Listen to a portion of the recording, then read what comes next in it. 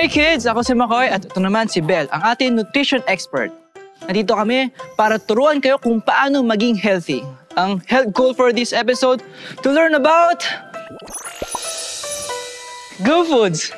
McCoy, naalala mo pa ba kung ano ang Glow Foods? Of course, ang Glow Foods ay binubuo ng prutas at gulay na kailangan natin para malayo tayo sa sakit, tulad ng sipon o ubo. Tama! Pinapatibay nito ang ating resistensya para hindi tayo laging absent dahil sa sakit. Marami itong taglay na vitamins and minerals. Kaya pala palagi ko pinapakain ni nanay ng prutas at gulay. Eh Belle, gaano ba karami dapat lang kainin kada meal? Sige nga, let's check Pinggang Pinoy to find out. Dapat, kalahati ng ating pinggan ay nakalaan sa iba't ibang mga prutas at gulay. Tandaan lang, kailangang mas marami ang gulay kaysa sa prutas. Kalahati ng pinggan para sa makukulay na prutas at gulay? Wow! Nakakagana na, healthy at balanced pa. Bawat kulay ay may sustansyang binibigay. Kaya ang bagong health goal natin, kumain ng iba't ibang prutas at gulay. Good job, McCoy! Alam mo ba, na sa kulay pa lamang, malalaman na ang good sa taglay ng bawat prutas at gulay? Alam ko yan! Halimbawa kapag color red, tulad ng apple, kamatis at pakwan. Ano bang goodness meron to?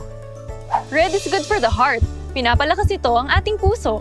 At kapag yellow naman, tulad ng pinya at mangga, Ang mga yellow fruits at vegetables naman ay pampatibay ng resistensya para hindi magkasipon at ubo. eh kapag color orange, ano magandang naidudulot ng pagkain na to? Ang color orange ay pampalinaw ng mata. McCoy, may naisip ka bang mga halimbawa ng orange na Glow Foods? Kalabasa at carrots. Kayo mga bata, may iba ba kayo naisip? Kung meron, very good!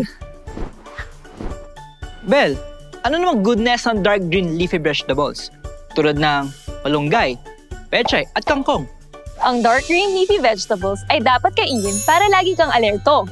Here's a tip, kids. The greener the color, the better. The greener the color, the better. Sige, tatandaan namin yan, di ba kids?